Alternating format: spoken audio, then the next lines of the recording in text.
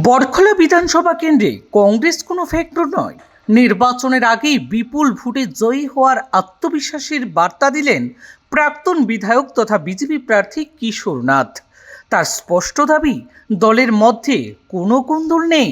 যারা প্রার্থিত্বের দাবিদার ছিলেন তারা সবাই আমার সঙ্গে আছেন এবং বিজেপিকে জেতাতে একনিষ্ঠ ভূমিকা পালন করবেন।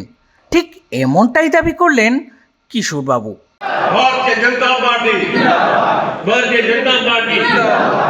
কিশোরদা প্রার্থিত্ব পেয়েছে।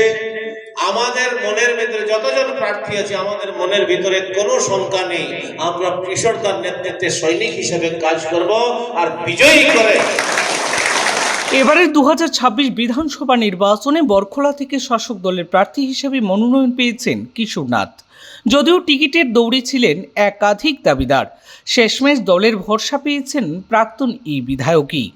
এরপর থেকে নির্বাচনী প্রচারকে তুঙ্গে তুলেছেন তিনি। রবিবার বরখলার 4টি গুরুত্বপূর্ণ মণ্ডল বরখলা, চাতলা, শ্রীকোনা ও তাপাং কর্মীদের নিয়ে ধারাবাহিক বৈঠক করেন কিশোরবাবু। প্রতিটি সভায় দলকে আরও শক্তিশালী করতে ঐক্যবদ্ধভাবে কাজ করার আহ্বান জানান তিনি কর্মী সমর্থকদের কাছে।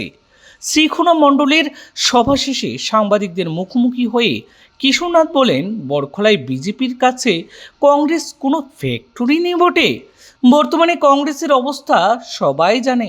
আগের তুলনায় বরখলা এখন অনেক বড় হয়েছে।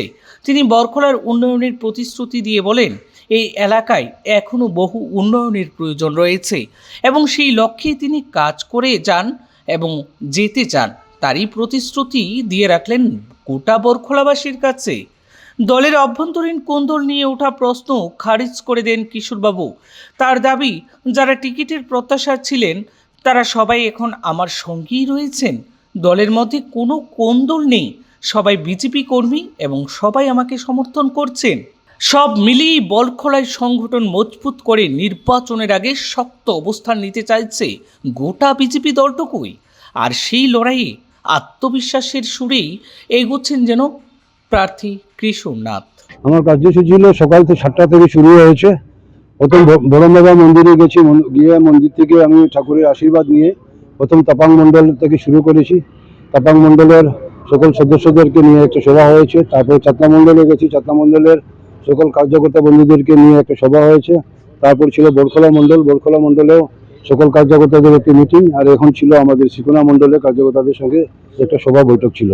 আর এখন আরেকটা সভা আছে, সেই সভাতে যেতে লাগে। অলরেডি আমি আধা ঘন্টা লেট হয়ে গেছি। এই জন্য কংগ্রেসের প্রার্থীকে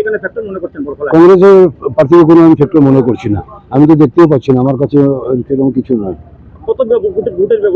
আমি আজকে জিজ্ঞেস করেছিলাম, প্রত্যেকটা মন্ডলে গেছি, কার্যকর্তা বন্ধুদেরকে জিজ্ঞেস করেছি। ওনারা বলেছেন 50,000, তা আমি বলছি না 40,000-এর মতো হবে। 50,000 হবে না, হয়তো 40,000-এর ডিফারেন্স হবে। বরখলা উন্নয়নের জন্য করার অনেক কিছু রয়েছে। এখন এখানে বরখলা ডিলিমিটেশনের পর 4টা মন্ডল হয়ে গেছে। ওইগুলো অঞ্চল আগে ছিল আলগাপুরে আর সুনাইয়ে, ওই সব অঞ্চলে ডেভেলপমেন্টের কাজ হয়নি।